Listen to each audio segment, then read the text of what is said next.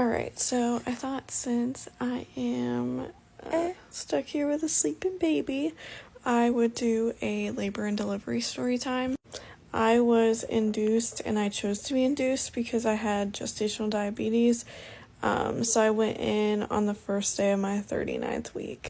And leading up to being induced, all I heard about was, oh, don't get induced, and like all these horrible induction stories. But I had a fantastic labor and delivery.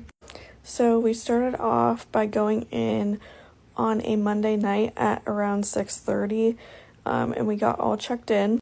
Once we got checked in, they told me that they would insert a cervidil, but we had to wait for the doctor to come do that. Before getting the cervidil, they did check how many centimeters dilated I was. I was around a 2, and at my appointment prior to that, I was at like a 1, so I was starting to dilate. But so doctor came in around 8 o'clock and then put in the cervidil. And for those who don't know, the cervidil is like a shoestring kind of looking thing that they stick up into your cervix. After they did that, obviously I was hooked up to monitors, I was getting IV fluids, and I was told to try and get some sleep. About an hour or two later, I started having really bad contractions that were like back to back, and like laying down just did not feel good anymore. I asked if there was like any medication they could give me other than the epidural because I did not want it at that point. I wanted to get it, but I wanted to wait it out a little bit more. They offered me morphine, which I don't know. I didn't know how I would like react to that, so I was kind of just like, yeah, I'll sit and wait and see how things go in the next couple hours. Things started getting kind of unbearable, and I asked my nurse if I could like go sit on the toilet because I was like in that much pain.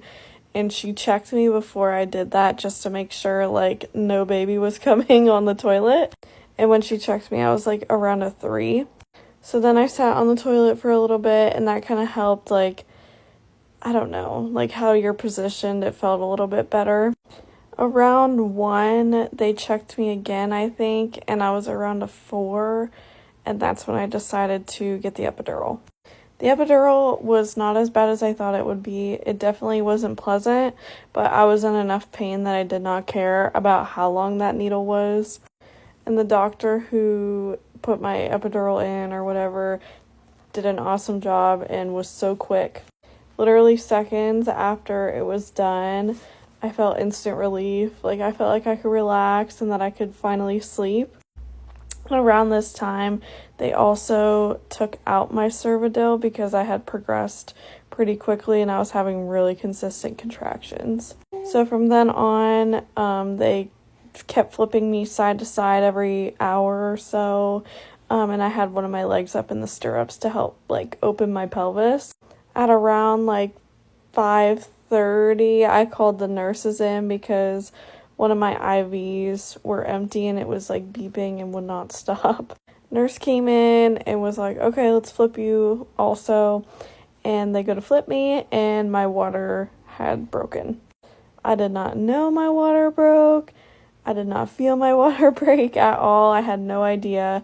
But after that, they checked me, obviously. And when she checked me, she said that she was right there and it was time to push. So, to my surprise, I woke up from my wonderful sleep and they're like, okay, it's time to have a baby. And Shane was also like sleeping, so he just woke up and was like, what is going on? So we waited for the doctor, and while we were waiting, we did practice pushes. I did not feel anything. The only thing I felt was before I started pushing, I felt like sort of a pressure on my right side, but that was pretty much it. I didn't feel her coming out. I didn't feel like any pressure while I was pushing or anything, but I ended up pushing her out in 27 minutes. She was born at 6:31 in the morning, and we went in at 6:30 at night, but it was fantastic.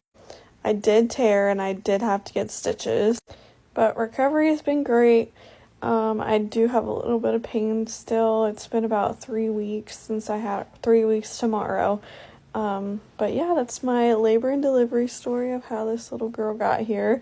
It was quite the eventful time, and it did not go how I expected at all. I was really scared for labor and giving birth, but it went as good as it could have gone. So